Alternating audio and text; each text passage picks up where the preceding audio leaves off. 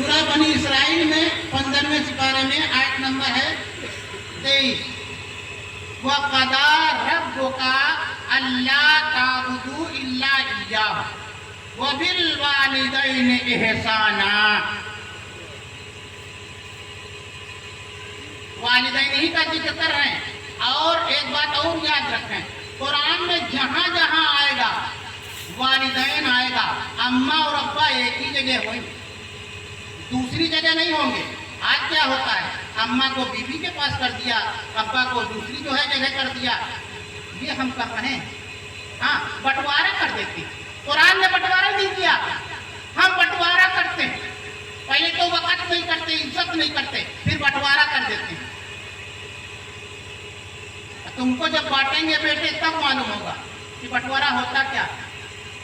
اللہ نے ایک ہی ساتھ جمع کیا ہے ہر جگہ، جہاں جہاں قرآن میں والدین کا ذکر آیا، والدین آیا ہے۔ یہ ہم یہ بھی بتا رہے ہیں آپ کو، فرما رہا ہے خدا بندے قدوس وَقَضَىٰ رَبُّكَ أَلَّا تَعْبُدُوا إِلَّا إِيَّاهُ، اور اللہ کا فیصلہ ہو گیا، اللہ کا حکم ہو گیا۔ کیا ہو گیا؟ کہ اللہ کے سوا کسی کو معبود نہ مانو۔ یہ اللہ کا حکم ہو گیا۔ حکم ہوتا ہے فرض۔ حکم کیا ہوتا ہے؟ فرض ہوتا ہے۔ اللہ نے فیصلہ کر لیا، حکم دے دیا، امر کر دیا۔ وَقَضَىٰ رَبُّكَ، تمہارے پروردگار نے یہ حکم دے دیا، اللہ تعبدوا الا اياه، کہ نہ عبادت کرو کسی کی مگر اس کی۔ کس کی؟ خدا کی۔ اور آگے فرما رہا ہے وَبِالْوَالِدَيْنِ إِحْسَانًا، اور اپنے والدین کے ساتھ احسان کرو۔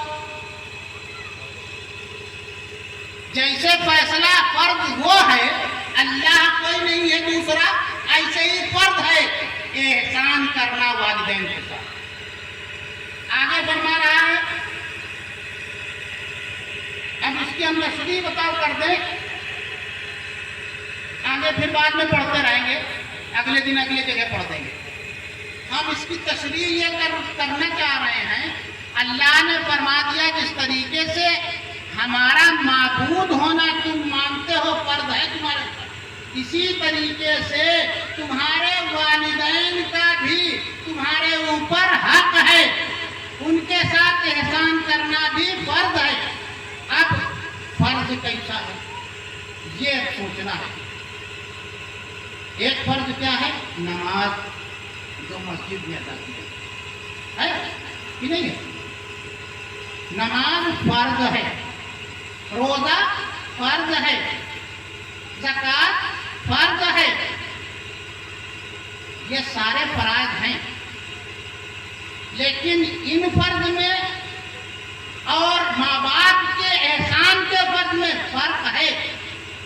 اللہ تعالیٰ نے فرمایا قضا، قضا، اور نماز میں کیا فرمایا؟ کتابا موقوتا۔ اللہ تعالیٰ ارشاد فرما رہا ہے ان الصلاۃ کانت علی المؤمنین کتابا موقوتا، اور نماز اور روزے میں فرما رہا ہے کتب علیکم الصیام کما کتب علی الذین من قبلکم۔ یہاں قضا فرمایا ہے خدا نے، وہاں کتبہ فرمایا ہے۔ کتبہ کے معنی بھی فرض کے ہیں، نماز فرض ہے کتبہ سے، یہ موقوتا بھی ہے، کتبہ یکتب مکتوباً سے، یہ بھی فرض ہے۔ اور روزہ بھی، روزے میں کتبہ علیکم الصیام کما کتبہ علی الذین من قبلکم، تمہارے اوپر روزے فرض کیے گئے جیسے تمہاری پہلی امتوں پر فرض کیے گئے۔ اور اس کے علاوہ ہے اللہ ارشاد فرماتا ہے یا ایھا الذین کتب علیکم القصاص فی القتل، قصاص بھی فرض ہے، اگر کسی کو قتل کر دیا تو قصاص فرض ہے۔ اس کے علاوہ بھی اللہ تبارک و تعالیٰ اور جگہ فرماتا ہے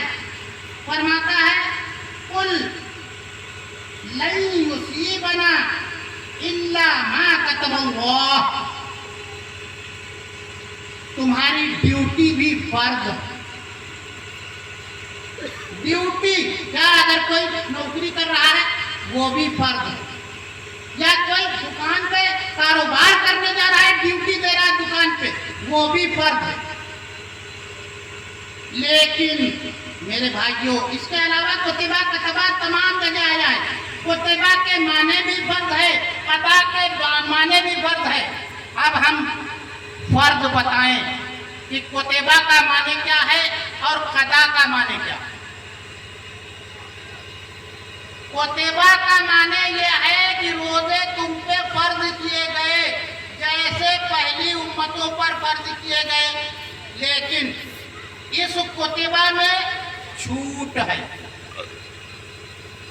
छूट ये है कि अगर बीमार हो जाओ ना रखो, कल रख लेना, जब ठीक हो जाना तब रख लेना। सफर पे जा रहे हो, छूट है, ना रखो, जब सफर से लौट लेना तब रख लेना, वही सवाब मिलेगा जो रमजान का है, दूसरा नहीं मिलेगा। यह है कुतिबा का माने। यही नमाज है, अगर हमारी फजर की नमाज छूट गई तो कदा पढ़ना, अब क्यों नहीं होता भाई। कुतिबा का मतलब है छूट दिया है अल्लाह ताला ने।